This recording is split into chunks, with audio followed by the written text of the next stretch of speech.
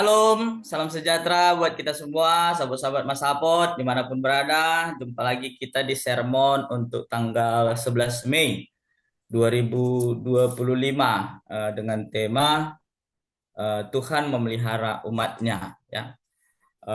Sebelum kita memulai eh, sermon kita, saya minta Pendeta Yeni untuk membawa kita dalam doa. Kita berdoa.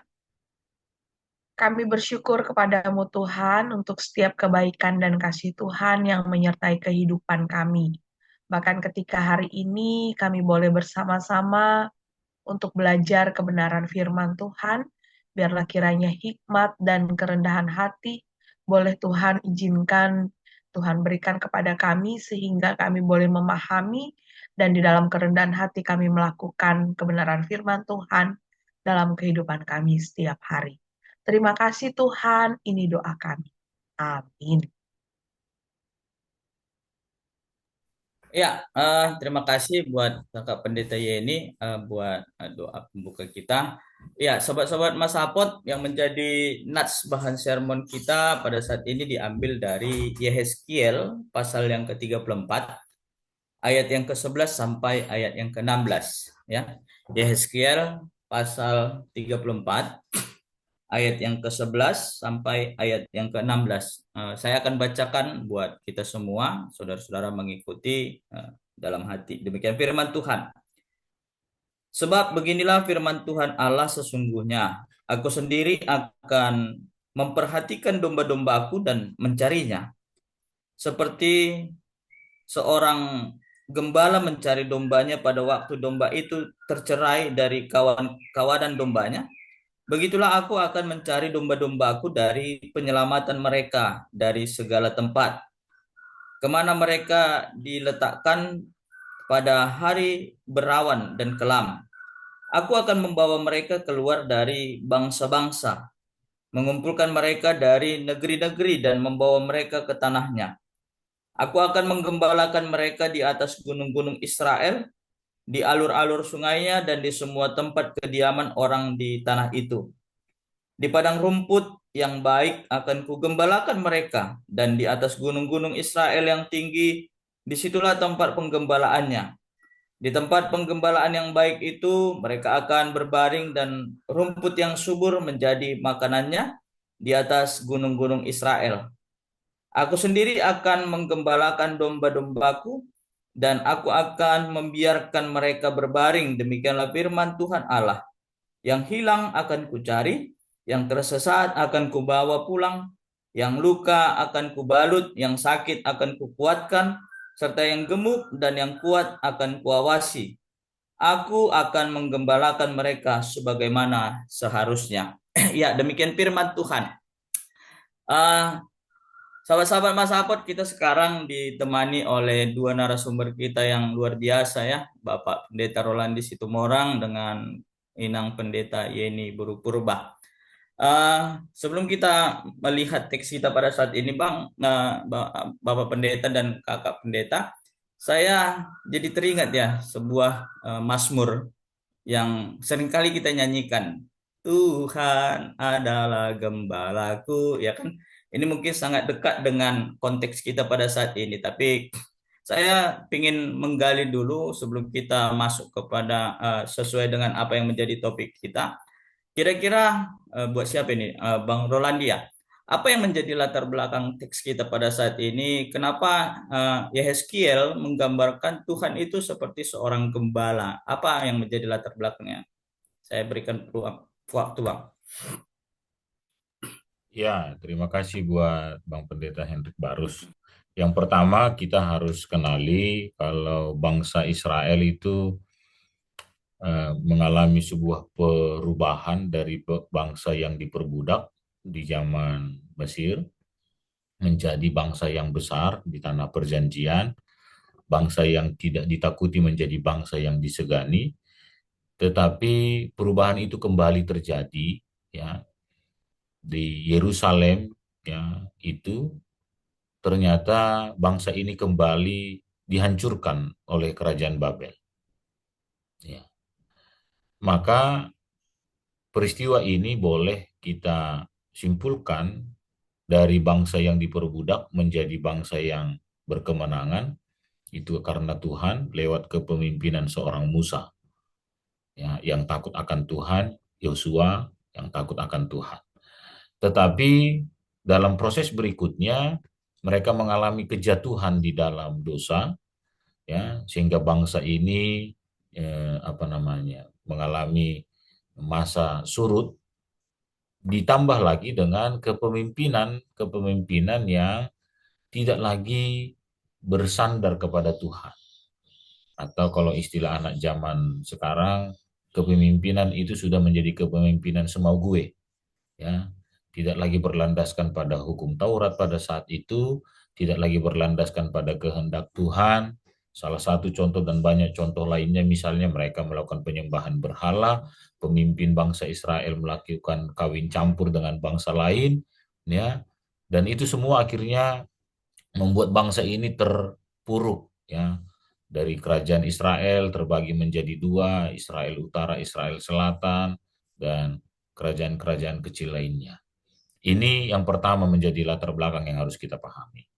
Yang kedua, dalam kejatuhan bangsa Israel ke bangsa Babel, maka posisi Yehezkiel ini berada di dalam masa pembuangan kerajaan eh, Yehuda, ya, ataupun ke Babilonia, ya. Dan Yehezkiel sendiri ikut di dalam pembuangan itu. Ada dua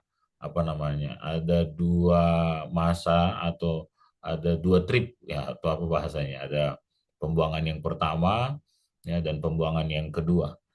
Ya, dan itu membuat situasi yang sangat down sekali kepada orang-orang Israel yang akhirnya kembali diperbudak. Ya. Yang diperbudak ini bukan yang pernah menjadi budak di Mesir, tidak, tetapi keturunan Israel yang sudah menikmati kejayaan. Ya, sehingga itu menjadi sesuatu yang sulit bagi orang-orang Israel pada saat itu, ataupun eh, orang-orang yang sudah hidup di dalam berkat Tuhan yang luar biasa, ya. Jadi ini adalah masa-masa pembuangan atau jatuhnya ke dalam kerajaan Babel yang dialami juga langsung oleh Yehezkiel itu sendiri. Jadi Yehezkiel dalam kitab ini dipakai Tuhan untuk memberikan semangat ataupun memberikan nubuatan atau penguatan kepada bangsa yang sedang berada dalam pembuangan Babel. Terima kasih, Bang. Iya, terima kasih Abang Pendeta Rolandi. Mungkin ada yang mau ditambahkan buat Kakak Pendeta Yeni, latar belakang teks kita. Ya, baik, terima kasih. Mungkin bukan nambah ya, tapi mengulangi dengan bahasa yang berbeda, gitu ya. Seperti yang sudah disampaikan oleh Bang Pendeta Rolandi, bahwa memang kitab ini, ya, kitab Yehezkiel adalah kitab yang ditulis oleh Nabi Yehezkiel pada masa pembuangan ke Babilonia. Nabi Yehezkiel ini melaksanakan masa pelayanannya sejak 597 sampai 538 sebelum Masehi, gitu. Di mana saat itu bangsa Israel seperti yang disampaikan tadi sudah terbagi menjadi dua. Jadi konteksnya teks kita ini adalah orang-orang Israel Selatan atau yang kita kenal dengan bangsa Yehuda yang beribu kota di Yerusalem. Nah, kita tahu bagaimana pembuangan itu disebabkan karena eh, ketidaktaatan mereka kepada Allah, gitu ya. Mereka menyembah Allah-Allah lain, yaitu saat itu mereka fokus kepada penyembahan dewa tertingginya bangsa Asyur, ya. Nah, karena ketidaktaatan itu ya pasti tentu Allah tidak mau diduakan, gitu ya. Karena Allah lah yang mengasihi dan memimpin kehidupan mereka, memberkati mereka, bahkan yang menciptakan dunia dan segala isinya. Lalu eh, dengan seenaknya gitu ya, dengan bahasa tadi seenaknya mereka hidup sesuka mereka, bahkan bukan lagi menyembah kepada Allah, ya tentu itu yang membuat murka Allah itu terjadi. Nah, jadi konteksnya adalah mereka di dalam pembuangan ke Babelonia karena mereka menyembah dewa, ya. Dan seperti tadi sudah disebutkan oleh Bang Pendeta Rolandi bahwa memang ya eh, kepemimpinan orang-orang yang ada, para pemimpin di kerajaan Yehuda itu, bangsa Yehuda itu di Yerusalem itu mereka gagal melaksanakan tugasnya gitu ya. Nah, sehingga ya dikatakan ya memang seharusnya gembala pemimpin itu harus melakukan kebenaran kan begitu ya. Tapi mereka justru sebagai pemimpin lang membebai, apa namanya bahasa Indonesia, tidak justru membawa ke dalam kebenaran, itu justru mereka membuat contoh yang tidak baik, dan itulah yang juga menjadi murka Allah sehingga eh, mereka terbuang ke Babelonia. Jadi masa pembuangan itu tentu tidak tidak mudah. Nah, kan itu ya yang kedua ya. Masa pembuangan itu tentu tidak mudah, sobat-sobat Masapot. Nah, disinilah bagaimana kita nanti akan melihat bahwa memang Tuhan memelihara seperti yang disampaikan tadi sama Abang Barus. Nah, nanti next kita akan sampai kepada titik itu gitu. Ya, pembuangan yang tidak mudah itu, tapi Tuhan justru ya apa ya tetap menyatakan kasihnya, dan kita nanti akan membahas di aturan selanjutnya. Mungkin Naima Lobena Boy Iben Hanafi. Terima kasih. Iya, terima kasih Kak Yeni dan Bang Pendeta Rolandi buat latar belakang. Kalau kita boleh melihat ya, kita sudah semakin jelas melihat konteks kita. Kenapa sih Yeskiel menuliskan bahwa Tuhan adalah gembala? Ternyata bangsa Israel ataupun Juda pada saat itu berada di dalam situasi pergumulan kan gitu kan. Situasi pergumulan ketika pemimpin yang tidak lagi menjalankan peran mereka dengan yang baik, seperti apa yang Tuhan kehendaki akhirnya membuat membuat bangsa Israel itu terbuang. Uh, Oke Bang, dan Kakak Pendeta ya ini kalau kita melihat di sini kan konteks ini kan Yeskiel mencatatkan ketika Tuhan yang menjadi gembala kan gitu kan apa yang terjadi. Jadi saya tertarik tadi yang dikatakan oleh Kak Pendeta Yeni ya. Ketika bangsa Israel itu terbuang itu tidak menjadi mudah. Sebenarnya tadi sudah disinggung sedikit oleh Bang Pendeta Rolandi apa situasi yang terjadi. Tapi supaya kita melihat kenapa ya Tuhan mengatakan ketika dia yang menjadi gembala itu dia akan membawa, kemudian dia akan mengumpulkan, dia akan memulangkan, dia akan apa yang menjadi pergumulan mereka pada saat itu supaya kita lebih mudah melihat oh ternyata berat situasi yang dihadapi oleh bangsa Israel pada saat itu sehingga Allah berjanji akan menjadi pemimpin buat mereka. Kira-kira apa yang tidak mudah yang dihadapi bangsa Israel, Kakak Pendeta Yeni? Tadi Kakak yang menyinggung situasi mereka tidak mudah gitu. Oke Kak Yeni.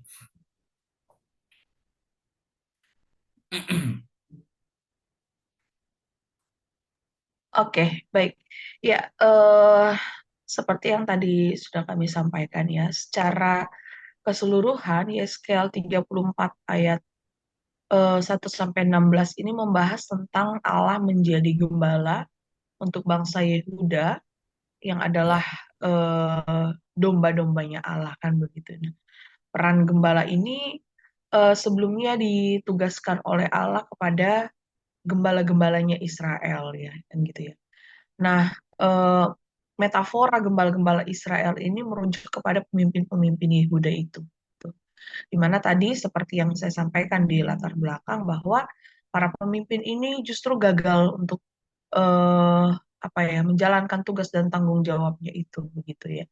Sehingga ya kalau kita baca perikop ini ya secara keseluruhan kita bisa melihat perbandingan antara gembala yang baik dan gembala yang tidak baik gitu ya. Dalam hal ini bagaimana perbuatan dan tanggung jawab sebagai gembala itu gitu. Gembala yang menyandang status sebagai gembala namun tak menjalankan fungsinya dengan kegembalaan yang baik itu gitu. Nah, disinilah kita bisa melihat gembala yang jahat mengembalakan dirinya sendiri, menikmati susu dombanya, membuat pakaian dari bulu dombanya, dan memakan daging dombanya. Gembala yang jahat tidak benar-benar serius untuk mengembalakan dombanya. Mereka mengembalakan domba-dombanya, ya, eh, ya, sehingga bukannya maksud saya bukannya mengembalakan, justru jadi membuat para domba-dombanya itu jadi terserak gitu ya. Nah, ini yang bagaimana sih sebenarnya? Nah, Nabi Yeskiel di sini memberikan apa ya? Menyatakan penjelasan itu gitu ya. Bagaimana seorang gembala itu yang menjadi pemimpin itu justru tidak membebai kepada kepemimpinan yang baik gitu, bukannya membebai atau membawa kepada kebaikan, justru membawa kepada yang membuat mereka terserah gitu, terserak gitu ya, sobat-sobat Mas Sapot ya. Nah, disinilah memang perlu adanya ya gembala yang baik itu adalah gembala yang mencari dan memperhatikan domba-dombanya. Nah, ini akan merujuk nanti bagaimana sebenarnya peran seorang gembala yang seharusnya memperhatikan, mengasihi, mengayomi, memimpin dengan baik.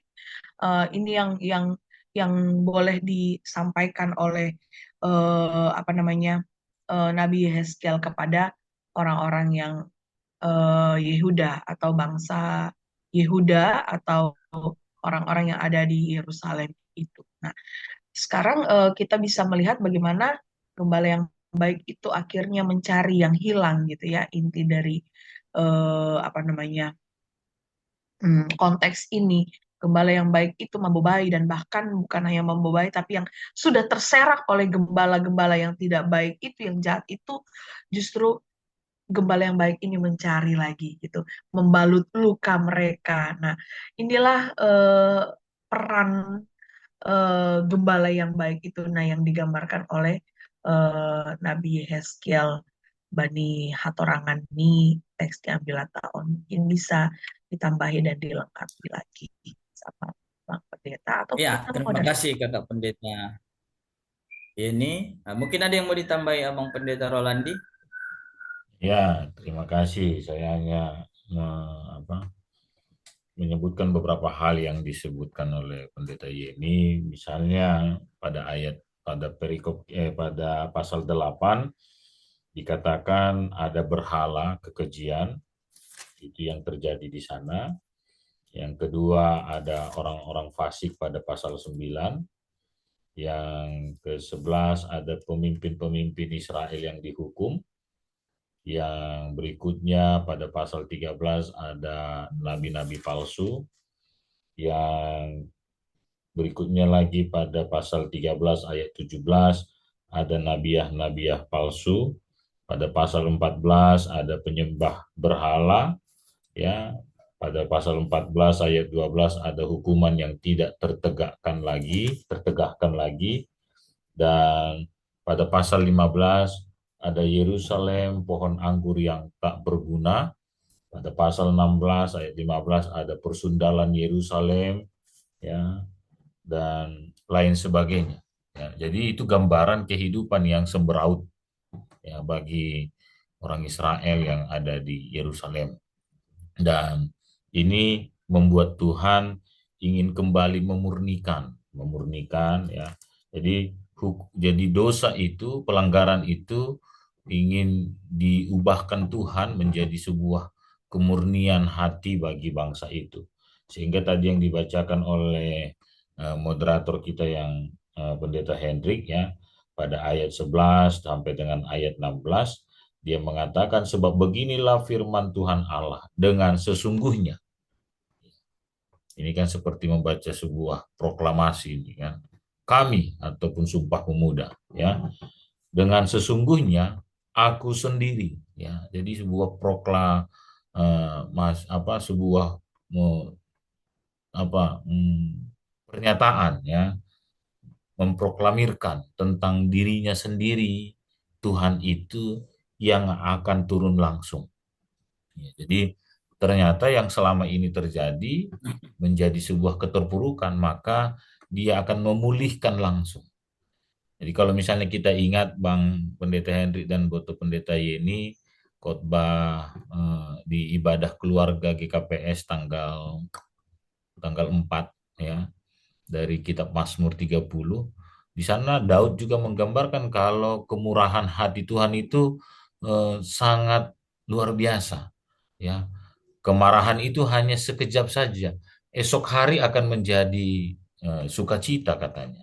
Ya, jadi memang Tuhan dalam keberdosaan, kesalahan, pelanggaran orang Israel ini, maka pada pasal 15 berikutnya, kalau saya tidak salah tadi itu saya baca, dari segala keterpurukan itu, bukan pasal 16, pasal 16 ayat 53, dari sedemikian panjang rentetan kesalahan yang dilakukan pada pasal 16 ayat 53, maka Tuhan mengawali, Allah menjanjikan perjanjian baru. Ayat 53 dikatakan, tetapi aku akan memulihkan keadaan mereka.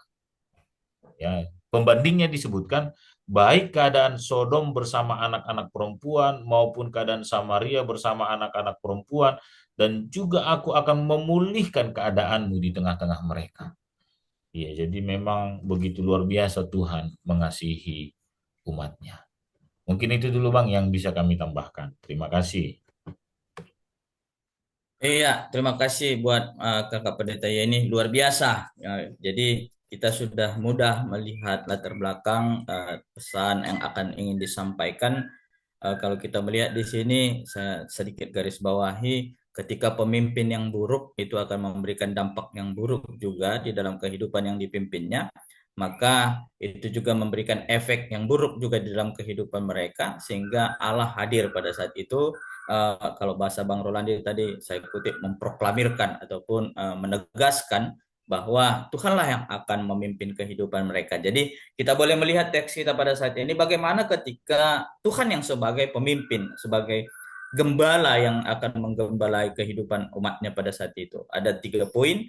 Uh, Gembala yang baik itu akan mencari domba-domba yang hilang, kemudian mengumpulkan domba-domba yang sudah terserak, kemudian menggembalakan di tempat yang baik. Jadi ada hal yang menarik yang boleh kita refleksikan pada saat ini. Kira-kira apa yang mau menjadi pesan firman Tuhan yang bisa kita hubungkan dengan topik mingguan kita pada saat ini, yaitu Tuhan memelihara umatnya. Sekalian juga nama minggu kita adalah Minggu Jubileate. Jadi buat Bang Pendeta Rolandi, apa kira-kira refleksinya buat firman Tuhan kita pada saat ini yang bisa kita bawa kepada kehidupan jemaat Tuhan? Terima kasih.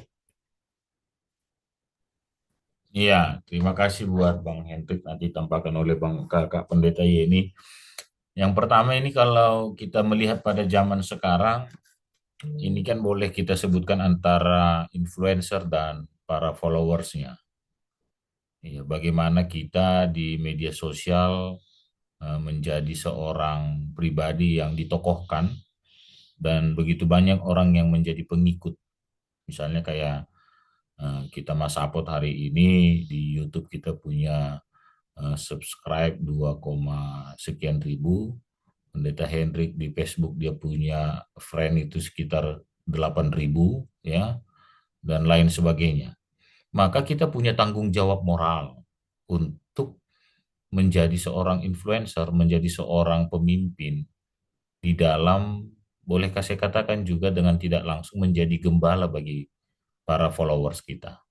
Ya, itu menjadi tanggung jawab kita. Jadi peran gembala ini tidak hanya serta-merta kalau kita lihat pada hari ini hanya pada pentokohan seorang pemimpin itu haruskah di depan mimbar, tidak, atau harus memiliki jabatan struktural sebagai seorang eporus kah, atau seorang pendeta resort kah, atau harus menjadi seorang wali kota, enggak. Tapi dengan memiliki media sosial, bagi kita yang punya Facebook, Instagram, YouTube, ya, atau Spotify, kita sudah secara tidak langsung memposisikan diri kita, TikTok, ya, menjadi seorang gembala. Nah, pertanyaannya adalah hal apa yang kita perlihatkan di dalam kehidupan kita? Ada vibes positif apa yang kita pertontonkan untuk diikuti? Namanya juga sudah followers, pengikut, friend, teman, ya, dan lain sebagainya. Ini tidak mudah dan ini tidak boleh kita anggap sepele. Coba kita lihat bangsa yang besar tadi, yang gagah tadi, yang ditakuti oleh orang-orang, tapi karena pemimpinnya ya menjadi orang yang tidak takut akan Tuhan, maka itu menjadi efek negatif bagi para pengikutnya, bagi bangsanya. Bang Hendrik ini sekarang punya umat, punya rakyat 8.000 lewat Facebooknya misalnya. Maka itu menjadi beban bagi pendeta Hendrik untuk bagaimana dia memberi pengaruh yang positif bagi mereka. Supaya orang yang berada bersama dengan kita tadi sebagai friend kah, sebagai followers kah, ya, bisa menjadi orang yang tercerdaskan secara iman. Itu dia. Maka kita yang terkoneksi dengan Tuhan, ya, pemimpin yang terkoneksi dengan Tuhan, maka dia akan menyampaikan apa yang menjadi pesan Tuhan. Yehezkiel terkoneksi dengan Tuhan sebagai seorang nabi, maka dia menyampaikan pesan Tuhan bagi bangsa Israel. Pesannya adalah kamu berbuat jahat, kamu menyimpang dari Tuhan, ya. Pesannya bukan akhirnya terimalah hukuman dari Tuhan. Titik. Enggak. Ternyata itu masih koma. Komanya adalah engkau akan dipulihkan oleh Tuhan itu sendiri. Ya, jadi mari kita mencoba merenung sejenak para sobat-sobat Masapot. Sudahkah kita menjadi jembatan yang baik untuk menghubungkan para followers kita, para pengikut kita dengan Tuhan? Atau sudahkah kita hari ini menjadi sebuah cerminan yang bisa menggambarkan tentang Tuhan ataupun tentang anak Tuhan atau tentang tebusan Tuhan sehingga kita berjubilate hari ini? Nanti mungkin jubilate bisa dijelaskan oleh kakak pendeta Yeni. Karena di sampingnya ada Bang Raja misalnya. Itu akan menjadi sebuah penyemangat baru dalam kehidupan kita. Ya, jadi kalau kita melihat topik kita Tuhan ya memelihara umatnya, Tuhan menggembalakan umatnya ya, karena memang Tuhan ya luar biasa dalam mengasihi umatnya. Sehingga saya selalu tidak berhenti pada kata titik saat ada umat, saat ada orang, saat ada saya, saat ada para follower saya yang sedang mengalami sebuah pergumulan. Itu belum titik tetapi masih koma karena ternyata di sana dia melihat kebaikan Tuhan itu di dalam hidupnya. Tuhan sendiri katanya pada ayat 11 tadi. Atau pada pasal 16 ayat 53, Tuhan akan memulihkan. Dan semua pemulihan itu tidak hanya sebatas manis di bibir saja. Karena secara detail kita bisa baca pada ayat 12, aku akan seorang gembala mencari dombanya, ayat 13, membawa mereka keluar, ayat 14, di padang rumput yang baik, ayat 15, menggembalakan domba-domba dan membiarkan mereka berbaring, ayat 16, yang hilang akan kucari. Jadi tidak ada satupun yang terlewatkan bahkan dilewatkan oleh Tuhan. Terima kasih Bang Pendeta Hendro. Ya, terima kasih Bang Pendeta Rolandi. Ya, sangat terberkati ya. Saya diingatkan, tapi nggak sampai lah 8.000 followers kita Bang. Nggak seperti Bang Pendeta Rolandi. Tapi menarik sekali ya. Ada tanggung jawab ya hubungkan dengan kondisi teknologi, perkembangan teknologi, bahwa kita juga memiliki tanggung jawab melalui postingan kita, kan gitu kan? Melalui postingan kita, melalui apa yang kita tunjukkan di media sosial itu sebenarnya kita harus pahami bahwa kita sebenarnya sebagai pemimpin yang bisa mempengaruhi mereka, kan gitu kan? Sehingga kita juga harus menjadi pemimpin yang bertanggung jawab ya. Terberkati Bang. Bagaimana Mas Saput juga bisa menjadi seorang pemimpin yang bertanggung jawab, kan gitu kan. Jangan nanti domba-domba yang mengikutinya haus, kan gitu, menanti-nanti datangnya makanan rupanya nggak datang-datang makanan. Kan gitu ya. Mungkin kakak pendeta ini ditambah kak.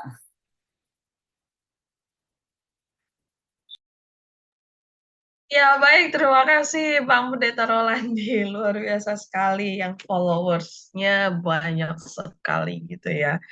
Dan memang inilah keunikan dan luar biasa ya Bang Pendeta Rolandi ini.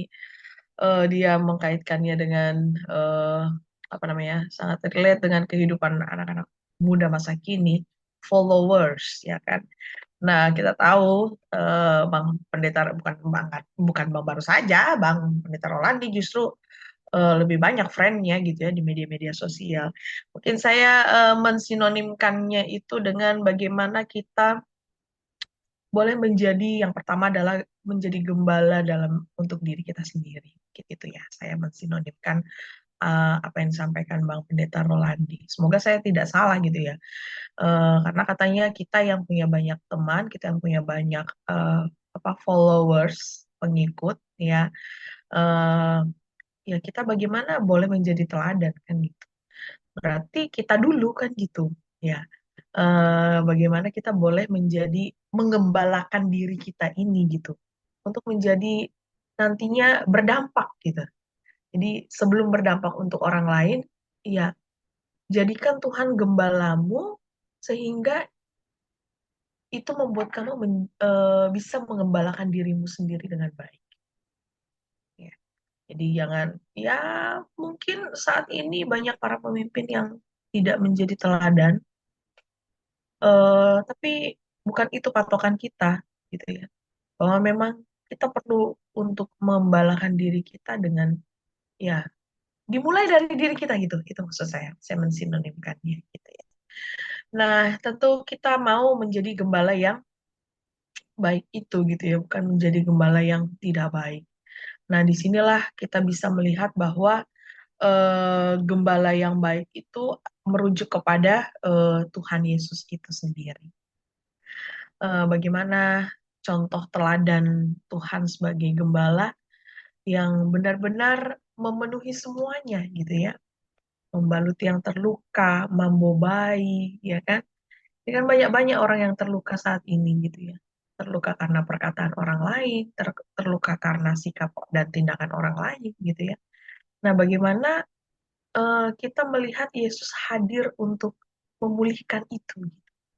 Bukan hanya memulihkan fisiknya bangsa Israel kan gitu. Makanya tadi saya setuju yang disampaikan Bang Rolandi.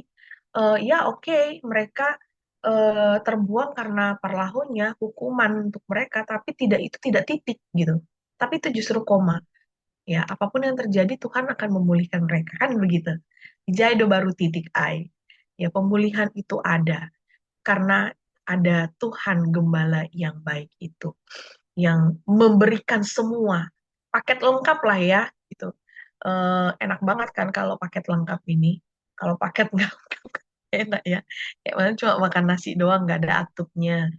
Ya aku rasa kalau makan, aku kalau makan ikan sama sayur aja nggak ada nasinya, rasaku kurang lengkap. Nah tapi kalau ada nasi, ikan, sayur, buah gitu ya, itu kan nikmat begitu ya. Dan Yesus hadir untuk ya paket lengkap gitu loh. Jadi hanya Yesus gitu paket lengkap itu ya, sobat-sobat Masakot, untuk boleh hadir dalam diriku dan dirimu, asik diriku dan dirimu, puitis sekali ya Wak ini ya.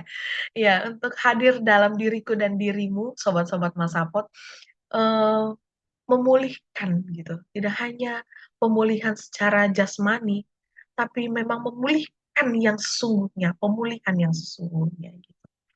Nah, sehingga kita ini bersuka cita, ai manokan ai, jubilate nokanai ya, sobat-sobat Masafot.